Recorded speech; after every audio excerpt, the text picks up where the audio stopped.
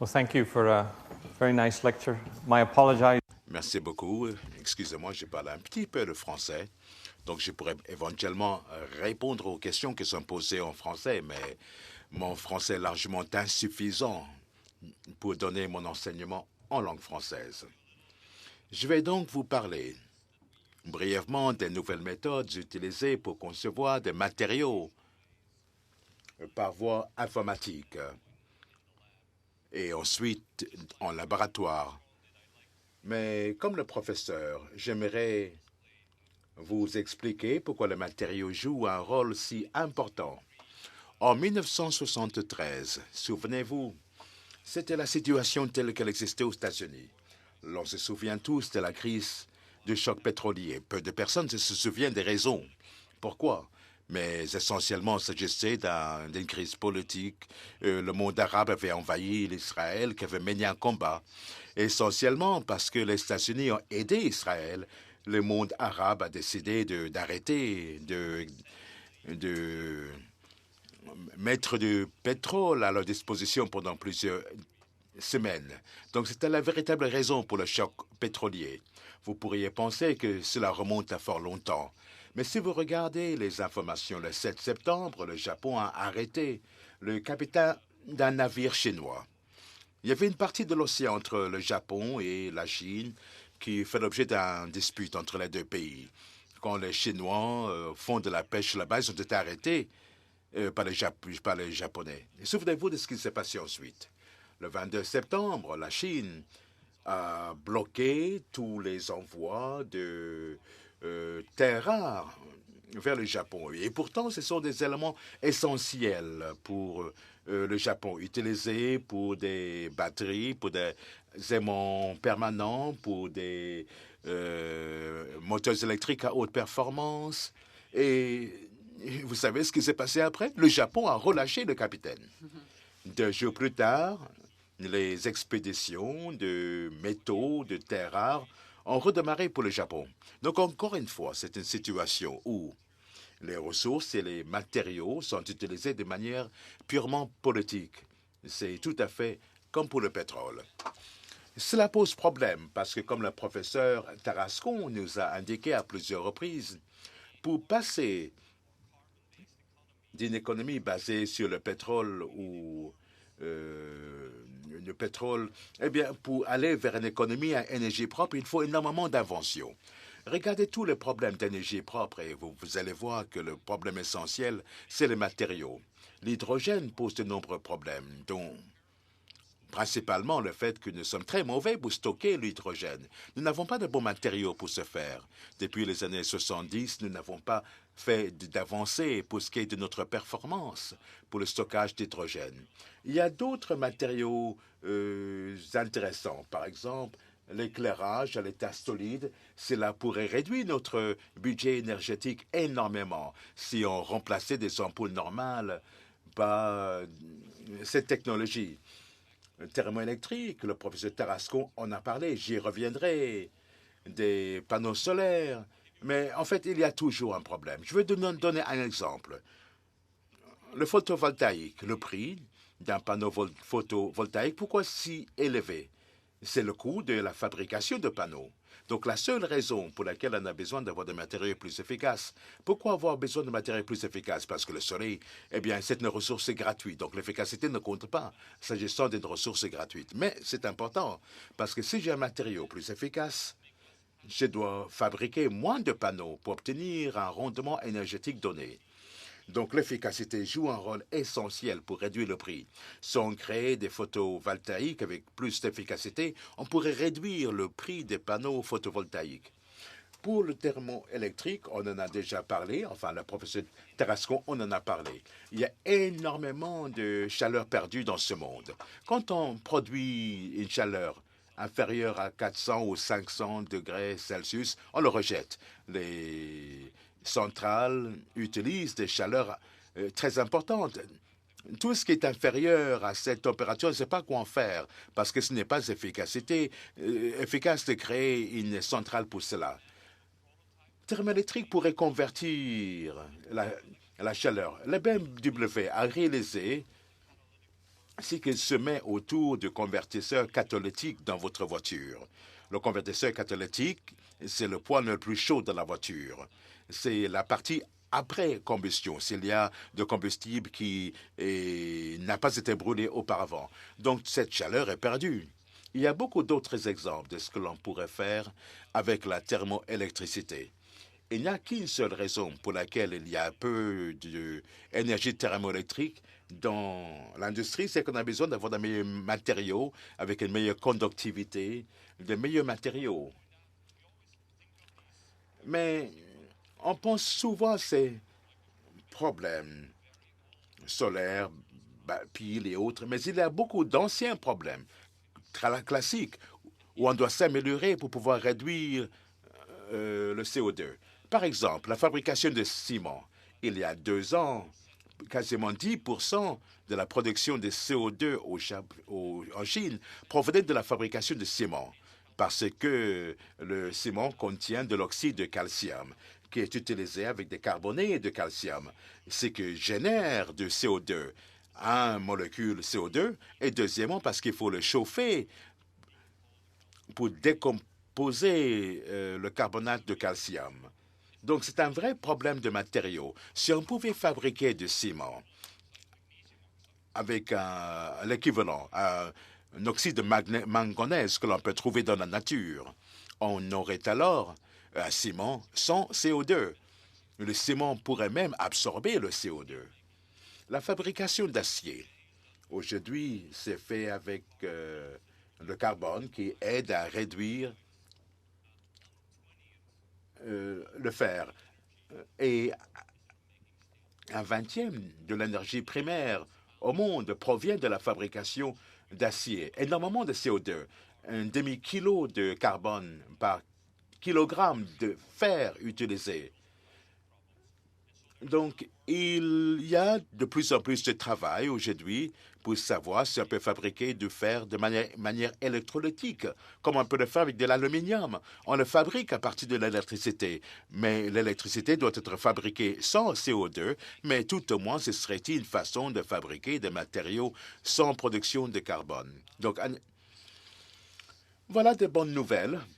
Si, comme le professeur Tarascon, vous êtes dans le domaine de la recherche, ou si vous êtes dans la recherche sur les matériaux, mais en même temps, il s'agit de mauvaises nouvelles, parce que la conception des matériaux, eh bien, c'est un processus extrêmement long.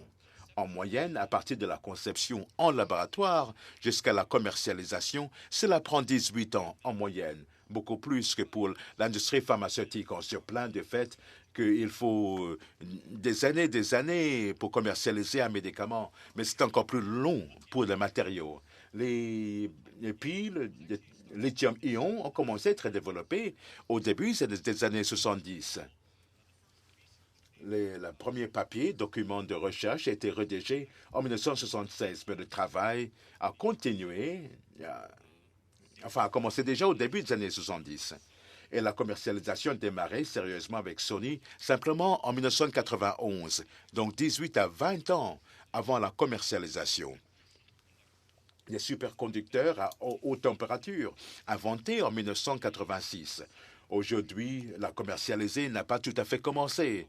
Il y a quelques sociétés dans ce monde qui font des moteurs. Il y a très peu de fils, de câbles, de superconductivité, mais on commence à voir quelques cas. Il y a d'autres exemples de la lenteur de passer de laboratoire vers une commercialisation en grande échelle. Est-ce qu'on peut accélérer ce processus? Un des problèmes avec la commercialisation de matériaux, c'est qu'en règle générale, on connaît très peu des matériaux, même pour les matériaux que nous utilisons aujourd'hui. On peut penser qu'on en sait beaucoup, mais beaucoup de ce que l'on découvre, c'est par expérience. On fabrique le matériau en laboratoire, le commercialisé, et ensuite on voit son comportement sur le terrain, et on trouve tout ce qui ne va pas. Et il y a un cycle d'itération très long. Il y a assez longtemps que je me suis dit que on pourrait apprendre davantage sur le matériau très rapidement, ce qui nous permettrait de nous améliorer dans la conception des matériaux. Mais comment connaître davantage les matériaux? Je vais commencer tout d'abord par vous dire Où doit-on regarder pour fabriquer de nouveaux matériaux? Il existe environ 100 000 composés inorganiques connus. Et beaucoup ne sont pas du tout connus. Le professeur Tarascon a parlé de quelques composés qu'il a fabriqués pour la première fois dans le laboratoire, qui étaient parfaitement inconnus. Il y a peut-être un demi-million, mettons. Il y a 2 millions de composés organiques connus. Comment trouve-t-on des matériaux? Souvent par intuition, on sait dans quel domaine chercher, mais il existe de nombreux exemples de matériaux qui sont découverts lorsque notre intuition ne marche pas. Je vous donne un exemple. Il y a 10 ans, le diborate de magnésium, on a découvert que c'était un superconducteur intéressant. Ce n'était pas nouveau. En fait, on pouvait l'acheter partout. C'est un peu comme acheter du ciment, on pouvait l'acheter partout, mais personne n'avait jamais pensé à mesurer la température transitionnelle de supraconductivité. Donc il y a beaucoup de matériaux où on ne connaît pas ses propriétés. Personne n'a l'argent ni les ressources financières pour mesurer toutes les propriétés de tous les matériaux. Donc, il y a peut-être un bon matériau pour des batteries, mais on ne le sait pas tout simplement, parce qu'on ne peut pas réaliser des expériences sur des centaines de milliers de matériaux différents. Il y a environ 20 ans, lorsque j'ai fait mon doctorat à l'université de Berkeley, eh bien, j'ai eu un rêve, si vous voulez. J'avais fait du travail en laboratoire, travail expérimental, et je n'étais pas aussi intelligent que le professeur Tarascon. Je me suis dit que c'est trop compliqué, il faut trop longtemps pour fabriquer quelque chose de nouveau. Donc, en principe, on doit pouvoir prévoir les propriétés d'un matériau, parce que le matériau se comporte selon les règles, les lois de la physique que l'on connaît. Les lois de la physique sont basées sur la physique quantique, newtonienne, et peut-être la théorie de la relativité.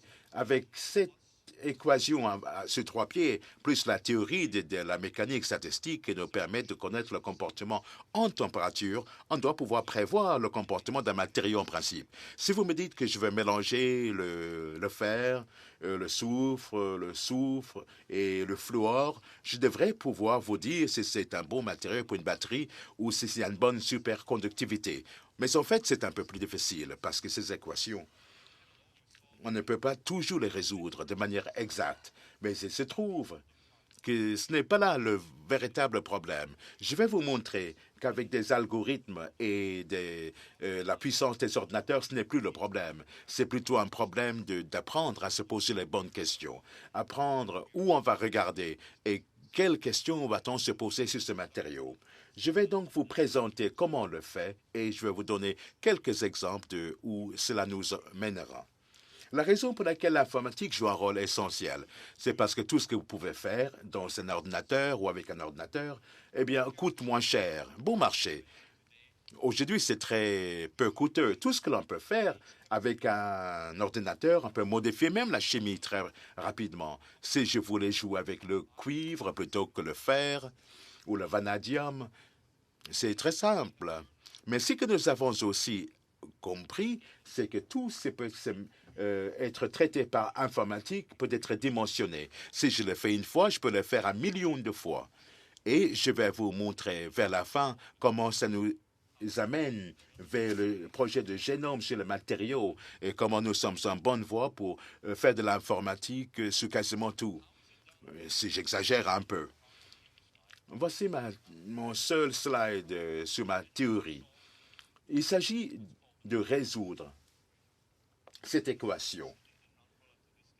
Une version non relativiste, c'est très bien pour la plupart des problèmes, mais si vous pouvez le résoudre, vous savez exactement ce que font les électrons, les nucléides, et vous devriez pouvoir prévoir le comportement des matériaux. Les deux premiers termes sont assez faciles. L'opérateur de l'énergie cinétique des électrons, le potentiel, l'interaction des électrons avec le noyau, mais ce que nous trouble, c'est ce que nous appelons ce terme à plusieurs corps. La somme de tous les électrons, qui décrit essentiellement comment les électrons interagissent. Nous avons une puissance de 10 au 24e puissance d'électrons. Donc, vous savez, il y a 10 jusqu'au 28e terme dans cette équation, impossible à résoudre. Donc, la façon que l'on utilise dans toutes les techniques pour le résoudre, c'est simplement pour réduire le problème. Plutôt que d'utiliser beaucoup d'électrons en même temps, on le résout avec un électron à la fois. On va se dire que je vais résoudre le comportement d'un électron en présence de tous les autres électrons, mais sans les traiter en parallèle. Je vais les traiter sur la base du potentiel effectif. Donc, on voit l'électron uniquement sur la base du potentiel créé. Et donc, il s'agit d'un problème à un seul corps. Je résous pour un électron à la fois et c'est la base pour toutes ces techniques. Si on parle avec un physicien, un chimiste, un spécialiste de matériaux, on l'appelle de nombreux noms. Le GGA, le LDA, le DFT, c'est comme on donne plusieurs noms à une voiture, mais ils ont tous un moteur. Toute la complicité de la physique se trouve dans ce potentiel effectif. C'est là où il y a l'interaction sur les corrélations s'opère. Donc on cache toute cette complexité grâce à cette interaction effective. Tout le monde le fait. On le fait sans cesse, quasiment à chaque heure, avec des ordinateurs puissants par quelqu'un à travers le monde. Donc ce n'est plus un véritable problème. Le véritable problème, c'est qu'est-ce qu'on peut en faire. Je voulais vous montrer brièvement quelques exemples de ce que l'on peut faire. Si on résout l'équation de la mécanique quantique, on peut regarder à l'intérieur des électrons. Les taches noires ici, c'est ce qui se passe avec un trou, une cavité supplémentaire. Je prélève un électron et il y a une cavité. Et il y a une délocalisation. Délocalisation sur plusieurs sites de fer et un cas où c'est localisé un électron qui est piégé par un fer et qui est là. Donc c'est un bon conducteur et là c'est un mauvais conducteur parce que cet électron est plus ou moins partout et se déplace lentement. Voici un exemple d'une simulation dynamique. Il s'agit de l'hydrogène dans un cadre métallique, organique. Et l'on voit un molécule H2 qui se promène autour. On espérait que cela pouvait être utilisé pour stocker l'hydrogène. Et ce que l'on constate, c'est une simulation à 77 Kelvin, la température de l'hydrogène liquide. Il n'y a pas beaucoup d'interaction. L'hydrogène est attiré temporairement vers cette partie en marron de benzine, mais ce n'est pas piégé, ce n'est pas coincé, ce n'est pas particulièrement bien absorbé. Donc c'est une simulation qui est faite sur la base de la mécanique quantique en appliquant ensuite la dynamique newtonienne. On peut regarder d'autres dimensions. Quand on fabrique de nouveaux matériaux pour des électrodes ou des piles, il s'agissait d'absorber le lithium et puis le relâcher. Donc on peut regarder les voies de diffusion. C'est assez nouveau. On peut prévoir le déplacement de lithium. Là, en jaune, on voit le déplacement potentiel de lithium. Ce que je vais faire, c'est de l'appliquer à certains problèmes de stockage d'énergie électrique et qui joue un rôle critique. Un tiers des émissions de CO2 aux États-Unis provient du transport, des automobiles. Et c'est le même cas dans beaucoup d'autres pays. C'est aussi un problème essentiel pour ce qui est des énergies renouvelables qui ne fournissent pas de l'énergie en permanence. On a besoin de pouvoir les stocker. C'est un problème essentiel pour l'électrification, qu'il s'agisse des véhicules hybrides ou des véhicules pleinement électriques. Voilà une voiture Nissan. Et ici, c'est une image d'une voiture électrique de Madame Collège à Paris, qui a fait construire son propre véhicule électrique. Et j'ai le plaisir d'y conduire à Paris aujourd'hui. Cela fonctionne très, très bien. Je pense que le professeur Tarascon vous a dit auparavant comment fonctionne une pile à ion lithium. Mais je vais vous rappeler un aspect essentiel. Le seul aspect dont je parlerai, il y a beaucoup d'aspects sur une pile, donc je vais parler surtout de cathode, et c'est simplement une pièce de stockage pour le lithium-ion. Donc c'est là où on stocke le lithium et des électrons. Et il s'agit simplement de vouloir stocker le plus de lithium et des ions que possible pour garder une stabilité du matériau qui doit être peu coûteux aussi. Donc concevoir cette pile, il s'agit de concevoir des cathodes qui peuvent stocker beaucoup de lithium-ion pour le dégager rapidement pour avoir des caractéristiques de puissance élevée. Donc il y a beaucoup de choses que l'on peut calculer, des choses importantes pour les batteries. Le diagramme de phase, voilà le changement de matériaux selon le contenu de lithium. On peut calculer l'énergie surfacique de ces particules en microscope, des diagrammes de phase, très utiles pour le traitement, pour voir comment les phases coexistent avec une certaine composition, quelles phases vont être créées, la mobilité de lithium, la vitesse de mouvement de lithium ou la conductivité électrique.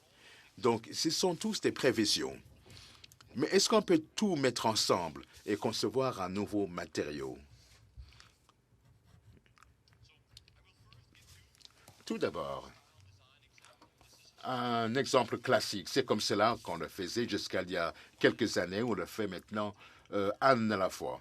On prend le matériau, on regarde les problèmes, on fait des simulations avec l'informatique, on regarde des solutions possibles, on essaie de les fabriquer en laboratoire. Et à la fin, je vais vous montrer exactement comment on peut dimensionner les ordinateurs pour faire beaucoup de choses en même temps. Voilà, comme le professeur Tarascon, c'est effectivement un matériau très important. C'est assez intéressant, un matériau inventé à l'Université de Texas, Houston, et le premier document publié disait que c'était un excellent candidat pour le cathode d'une batterie à lithium rechargeable à faible puissance. Assez intéressant parce que maintenant, c'est le matériau à plus forte puissance connu.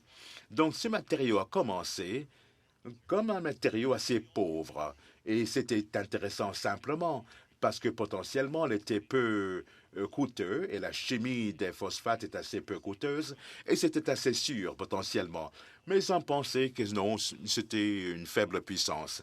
Et aujourd'hui, ce sont des matériaux qui ont beaucoup de puissance. Je vais vous montrer quelques travaux que nous avons réalisés.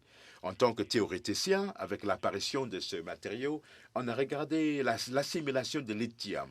Ce qui nous a surpris, c'est que le lithium, c'était un excellent conducteur, mais uniquement dans une direction. Green is lithium, Vous pouvez voir le lithium en vert et vous voyez qu'il est monodirectionnel. Il ne va que dans ce sens-là, il ne va pas sur le plan, il ne monte pas à la verticale, ce qui est assez important pour l'optimisation du matériau. En 2004, selon la théorie, on avait prédit que ce matériau serait rapide. On avait dit que ça allait être de 10-3 cm² par seconde. Ça signifie probablement rien pour vous, mais cela veut dire que si une des particules de 500 nanomètres dans la particule, ce qu'il est possible de réaliser, le lithium se déplacerait en 1 milliseconde. Et donc, aujourd'hui, on a l'habitude de charger nos batteries en 2-3 heures. Et si c'est vrai, peut-être on peut avoir une charge beaucoup plus rapide des batteries. Et si l'on optimise tous les autres processus de la batterie, et si le lithium atteint plus vite les particules, eh bien, nous pouvons avoir des batteries avec un régime de charge et de décharge très rapide. Mais au fil de ces travaux, on s'est rendu compte qu'il était possible de produire des nanoparticules. Je ne sais pas si vous en avez déjà vu, mais elles sont donc nano de taille, mais elles sont agglomérées en raison de la très haute énergie surfacique. C'est un peu comme des grains de sable collés les uns aux autres. Et lors de dans cet agglomérat, vous pouvez avoir une diffusion très rapide, mais on ne peut pas aller de l'autre côté. Le matériau doit sortir, puis re-rentrer dans le matériau et se diffuser. Donc, la première chose que nous voulions faire, c'était nous assurer que le lithium allait aller vite au point d'entrée du matériau et donc se débarrasser de toutes ces frontières qui empêchaient l'accès au matériau.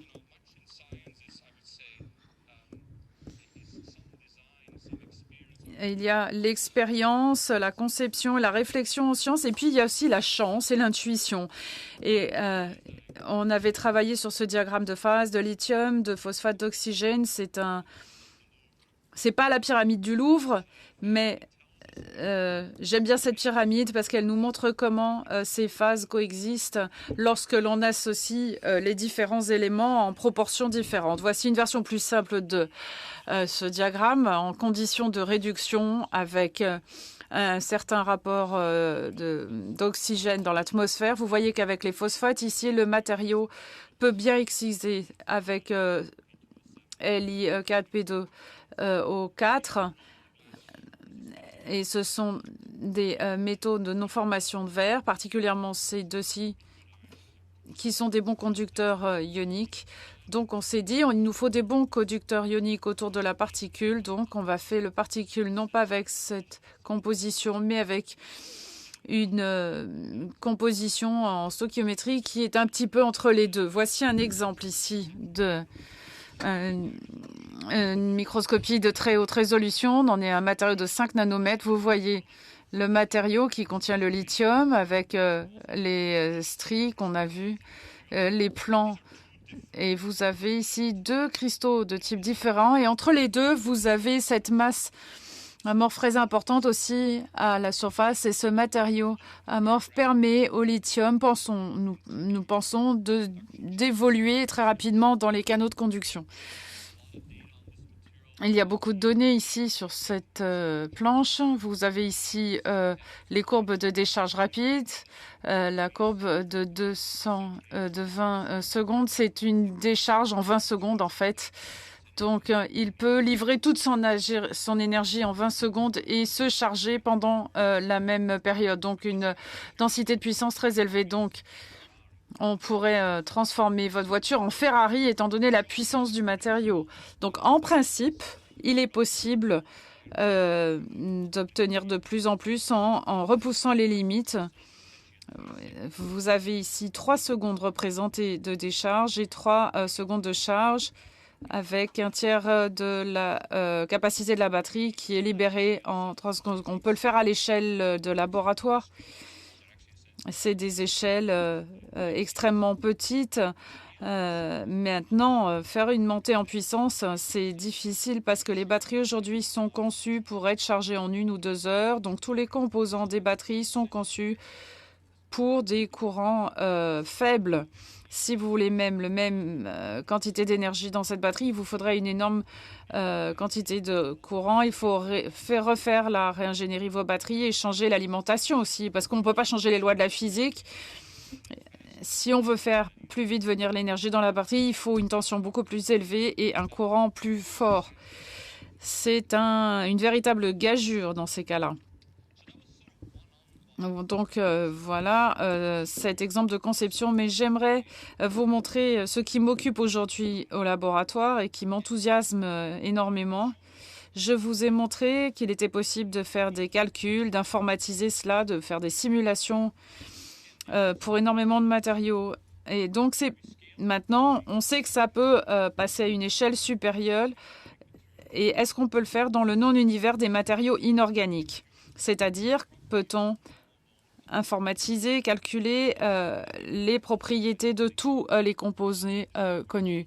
Voici ce que l'on appelle le projet génome des matériaux. Le nom vient du projet du génome humain. En fait, l'idée étant de caractériser l'ensemble des gènes des matériaux et donc des propriétés des composés connus et puis, espérons-le, des composés inconnus.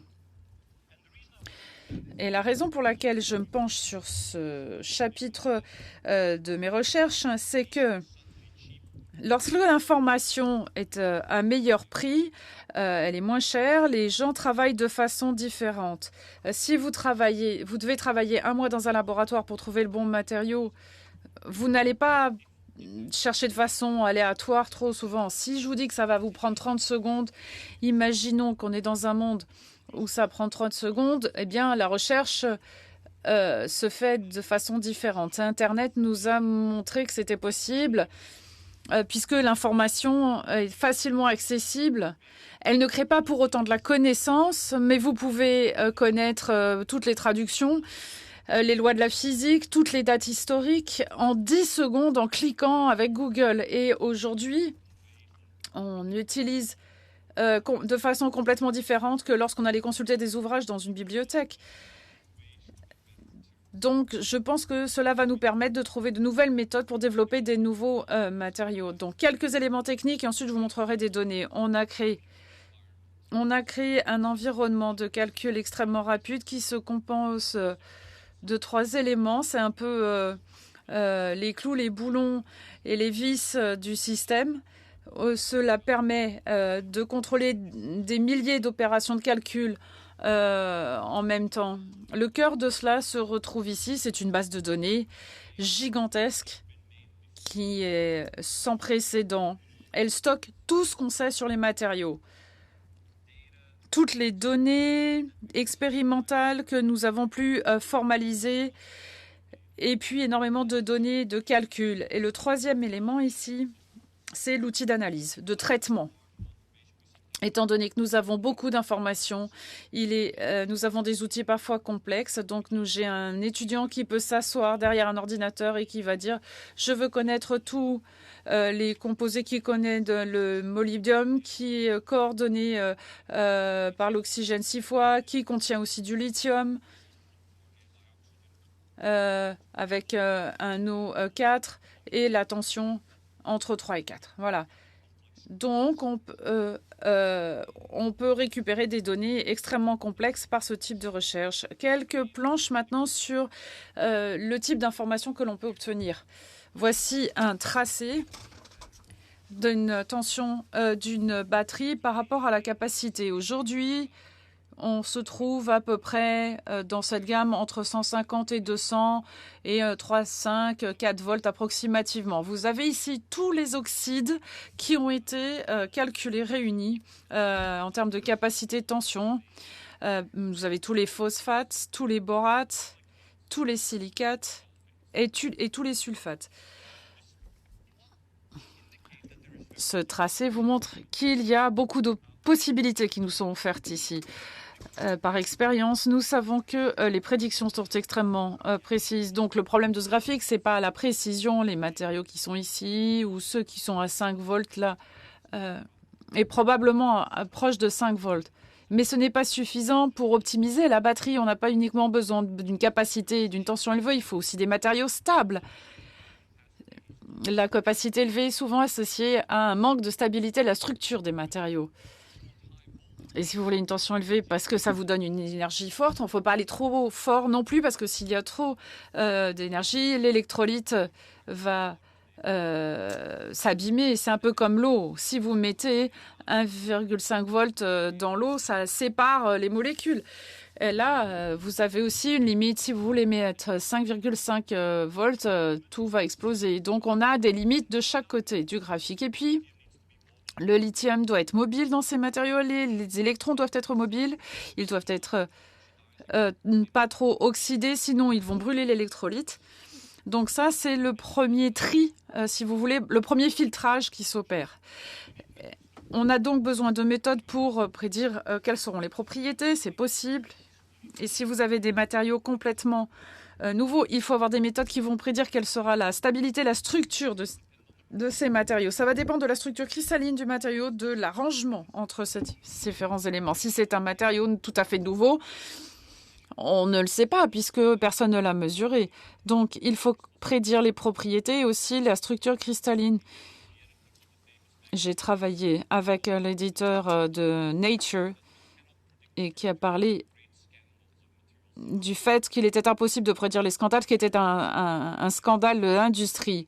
Il y a peu de temps, il était encore impossible de prédire la structure cristalline, ce qui était un véritable obstacle, un handicap dans le développement des matériaux. Mais aujourd'hui, grâce à des méthodes théoriques, il est possible de le faire. Vous pouvez me donner 3 éléments différents et vous pouvez me dire dans quelle proportion vous allez les mélanger. Nous pouvons vous dire quasiment à 99% de précision quelle sera la structure cristalline de ce mélange d'éléments que vous m'avez proposé. Et puis, il faut des idées. Je mets toujours cet élément, ce point-là ici, parce que le spectre de la chimie est très large. Il faut savoir dans quel domaine étudier. Et puis, il y a un élément problématique ici. Il y a des matériaux qui peuvent sembler très intéressants, mais on peut pas les faire. Donc, il faut des synthèses très intelligentes comme celles que l'on a vues dans la première partie de l'exposé. Il faut comprendre comment on peut arriver à la structure ou au composé que l'on souhaite obtenir. Je vais vous montrer ici un exemple de prédiction de structure cristalline parce que je pense que c'est un bon exemple du fait que la solution au problème se trouve parfois dans des domaines auxquels on ne pense pas. Ici, vous avez 3 éléments A, B, C qui peuvent être mélangés par des rapports, des proportions différentes. Et imaginez quelle structure ils vont avoir. Ça fait 20 à 30 ans qu'on essaye de voir comment prédire ces structures. Il y a un principe en thermodynamique, chimie et physique qui est que celle sur la stabilité des matériaux. C'est celui qui va prendre le mieux et celui qui a la plus faible énergie. Ça nous pose un problème mathématique. Si vous pouvez mathématiquement minimiser la fonction énergie, donc déplacer les atomes pour avoir l'énergie la plus faible, vous pouvez prédire la structure. Donc pendant 30 ans, on a tous abordé ce problème sous l'angle mathématique. On a frappé à la porte du labo des mathématiciens, on leur a dit « Voilà, j'ai fait tout ce travail pour une bonne description de l'énergie, pouvez-vous le minimiser ?» Ils nous ont dit « Non, c'est pas possible. La fonction est bien trop compliquée à calculer et il a été impossible de le faire. » Donc, on n'a pas abordé le problème sous le bon angle pendant des années.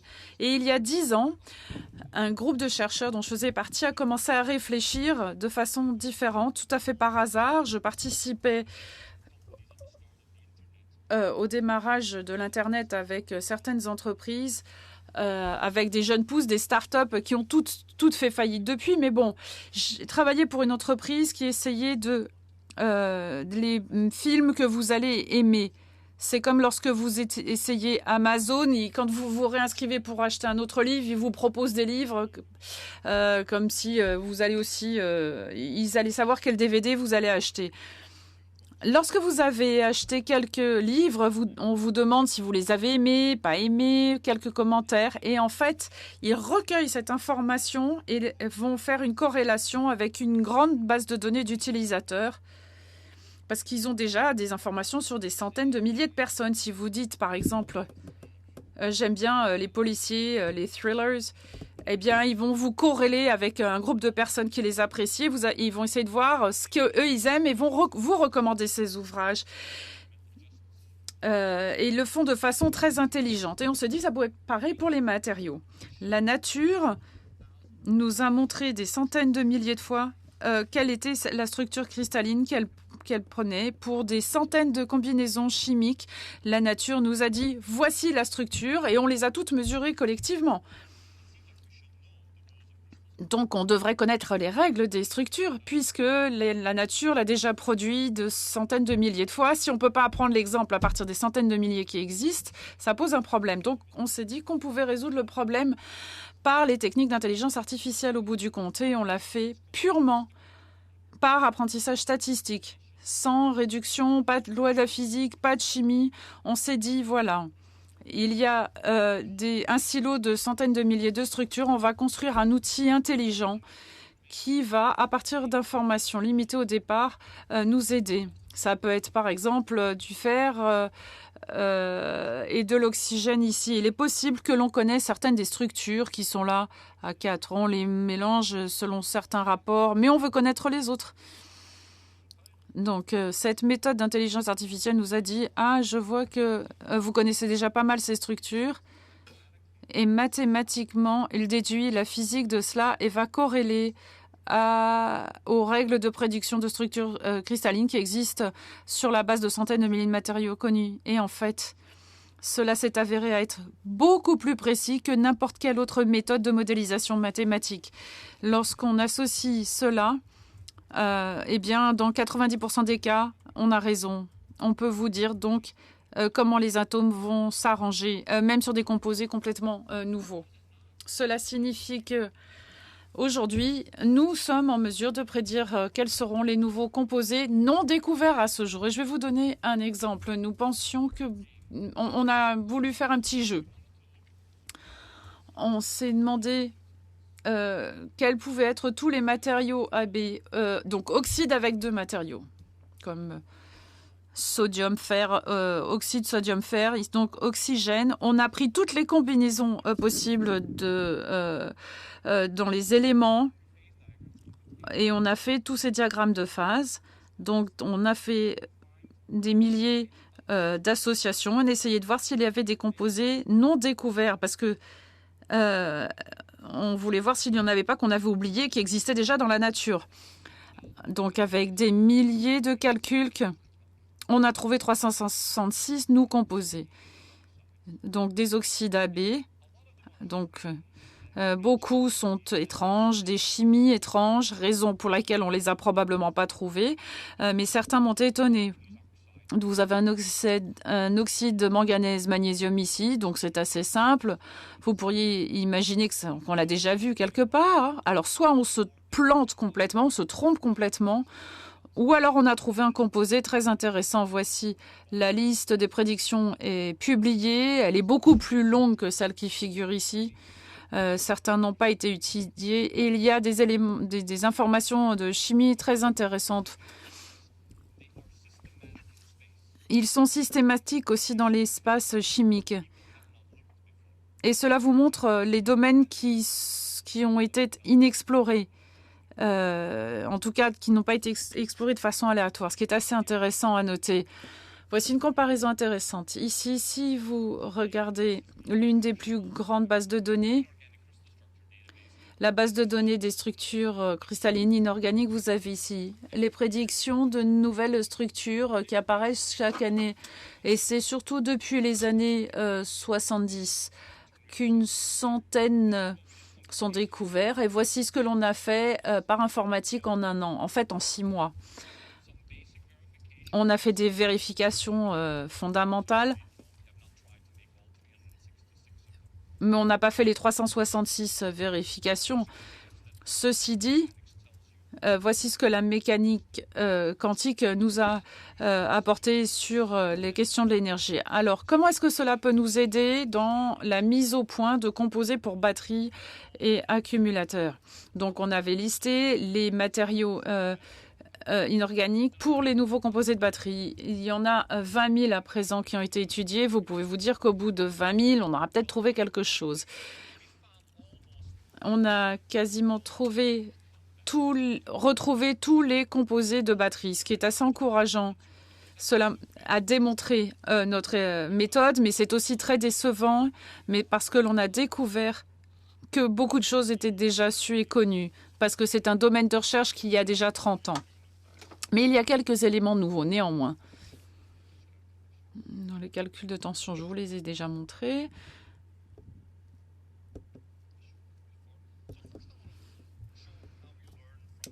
Alors, quels enseignements vont-nous tirer? Parce qu'il ne s'agit pas de faire un balayage aléatoire de A à B aux oxydes. Il y a des principes de conception qu'il faut retenir. Comme on l'a dit tout à l'heure, on apprend tous de nos expériences, mais parfois on peut travailler plus vite si on dispose d'une foison de données. On a essayé de voir ce qu'il était possible de faire avec les phosphates. On a parlé du matériau lithium-phosphate. Moi, je me suis dit que ce serait intéressant de se pencher sur les phosphates. Tout d'abord, les niveaux de tension. Vous avez les couples redox ici. Donc F2+, F3+, c'est apparu souvent tout à l'heure. Et puis vous avez ici, au milieu, la moyenne de tension calculée. Et puis la variation, les variations entre les différents composés. Le point rouge est le couple en oxyde correspondant. Pour le couple redox, dans la conférence précédente, vous avez entendu parler de la raide inductive qui a été proposée. C'est que le voltage est toujours plus élevé dans un oxyde. Sur tous les phosphates, le voltage est plus élevé. Et c'est en fait pas bien parce que dans beaucoup de couples d'oxydes, on on pousse très haut, mais on ne veut pas aller au-delà de 4,5. Mais le nickel, par exemple, est un métal très intéressant, un très bon redox, mais pour les phosphates, c'est beaucoup trop élevé. Alors, quelles sont les possibilités offertes par les phosphates? Vous avez ici un tracé, un graphique de conception, donc voltage, tension par la capacité, donc le produit des deux. Donc l'énergie, 600 Wh par kilogramme, les quelques couples qui sont là, F2+, F3+, et on voudrait monter ça à un niveau d'énergie plus élevé, soit capacité plus élevée, soit un voltage plus élevé. Mais on ne veut pas dépasser 4,5 volts. Et en fait, on a très peu de marge de manœuvre, malheureusement. Vous avez le manganèse. Lithium, phosphate, manganèse, lithium a été testé de façon expérimentale depuis 10-15 ans. Ça ne marche pas très bien. Le cuivre, et à ce jour, pas de phosphate cuivre disponible dans la nature. Peut-être qu'on pourra les synthétiser, mais pour l'instant, ce n'est pas possible. On connaît ce couple, on connaît celui-ci qui ne fonctionne pas, et celui-ci, on n'a pas de composé. Il y a peut-être d'autres possibilités. Le vanadium ici, avec un redox, est moins intéressant, mais à 4,5, le niveau d'oxydation supérieur, c'est plus acceptable. Donc là, on pourra avoir un couple redox intéressant. Donc on peut extraire 2 électrons, donc on double la capacité de stockage. Le molybdénum aussi, à 3 à 4, 4 5 et 5 à 6, qui sont très proches. Cela triplerait la capacité. Donc, ce sont des possibilités potentiellement intéressantes avec les phosphates. La raison pour laquelle les phosphates ne facilitent pas forcément la tâche, c'est que ce groupe ici est relativement lourd. On est à 95 ici. Alors, nous sommes demandé s'il était possible d'améliorer et d'avoir le poil plus léger. On s'est orienté donc vers les borates, avec un poids inférieur, 59, avec la même charge négative que les phosphates. Donc, par informatique, on a étudié les borates et on a trouvé une structure qui nous a beaucoup intéressé. Lithium, manganèse, borate. Le manganèse est pas cher en termes de chimie, mais ils avaient déjà été étudiés par le passé, mais peut-être pas avec la bonne structure. Le borate de manganèse a été synthétisé dans une structure hexagonale avec une très faible capacité. Et en fait, ça ne fonctionnait pas. Et par informatique, on a trouvé un autre polyforme, un autre agencement qui est très proche en énergie à celui-ci, avec des propriétés nettement supérieures. Et nous avons déduit ça de données. Le voltage était plutôt faible, le volume était plus élevé, ce qui n'est pas dramatique non plus, mais la stabilité était nettement supérieure au moment de la charge. Donc on s'est demandé s'il était possible de le faire. Donc on a fait un polymère monoclinique et hexagonal, et au test, en expérience, ça a donné des résultats plutôt intéressants. Donc on est passé de l'ordinateur au laboratoire. Je suis désolée, l'image n'est pas forcément très bonne qualité ici. Vous avez ici les données électrochimiques. En fait, c'est l'informatique qui nous a permis de mettre en évidence ces propriétés qui ensuite ont été testées. Donc une bonne capacité, même pas encore suffisante pour une utilisation commerciale. Dernier exemple que je voulais vous montrer, c'est des matériaux complètement nouveaux en silico. On ne le fait pas de façon aléatoire parce qu'on voudrait s'assurer qu'il y a une probabilité qu'ils existent. Donc on commence par le nom d'univers des matériaux et on fait une substitution. Donc on a des règles de substitution en intelligence artificielle que les bons chimistes connaissent probablement. On a un système de data mining qui nous dit peut-être manganèse peut aller avec le fer ou le titane avec le zirconium. Donc il y a un ensemble de règles complexes qui peuvent s'appliquer et il y a des phases avec le sodium qui peuvent s'appliquer avec le sodium et qui peuvent aussi exister avec le lithium. Et il y a une chimie intéressante que l'on a découverte par ces calculs, c'est ce que l'on appelle les sidoranquites. Et en fait, ce sont une association de phosphate et de carbonate assez rare. Le sidoranquite manganèse-sodium est très rare. On le trouve en Russie, en Australie. Et dans la nature, il n'existe pas de version lithium de ce composé. Donc rien dans la nature qui ressemblerait à cette association avec un carbonophosphate.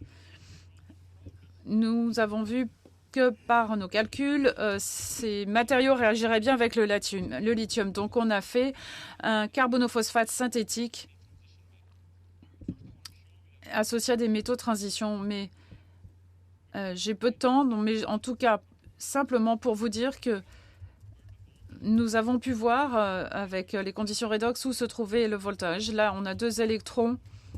Ces 2 points doivent avoir une tension acceptable. Ceux qui sont les plus intéressants sont le fer à 3 volts et peut-être trop haut ici, 4,5. Le manganèse est très intéressant. Le cobalt ici et puis molybdénum ici encore.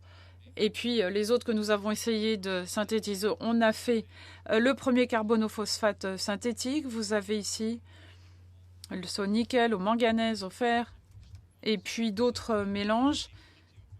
Et la version lithium a été faite par un échange d'ions. On peut les mettre dans un sel ou un hexanol ou même dans l'eau pour avoir la version lithium. Et voici les données sur le carbonophosphate lithium. Vous voyez que ça fonctionne très bien. Une capacité raisonnable. La tension, la voltage est peut-être un peu trop élevée, mais c'est un composé complètement nouveau, une structure tout à fait nouvelle, avec une bonne mobilité du lithium. C'est ce que l'on appelle la gamme de 10C. Donc ça se charge et décharge en 6 minutes. Donc il y a un potentiel ici. Donc je vais essayer de conclure ici et de synthétiser un peu mon exposé. Bien entendu, les matériaux sont la pierre angulaire de l'innovation dans le secteur de l'énergie. On peut faire un trou dans le sol et trouver quelque chose, mais on ne produit pas de l'énergie, on l'extrait du sol. Si l'on veut produire de l'énergie, il y a énormément d'innovations en matière de matériaux à accomplir. Du côté de la science des matériaux, des propriétés des matériaux, on a fait beaucoup de progrès.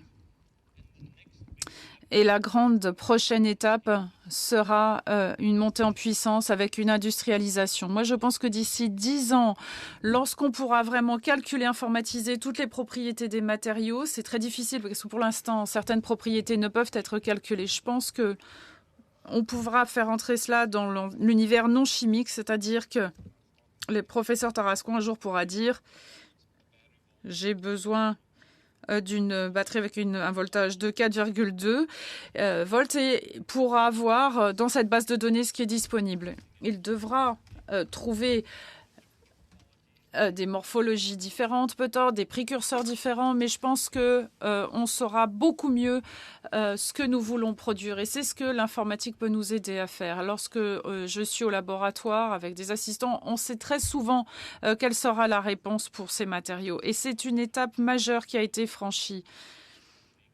On sait malheureusement que très souvent, on ne peut pas produire effectivement le matériau de façon concrète, mais les calculs nous permettent d'imaginer que c'est possible. Donc maintenant, si vous le voulez, je suis disposée à prendre vos questions. Merci.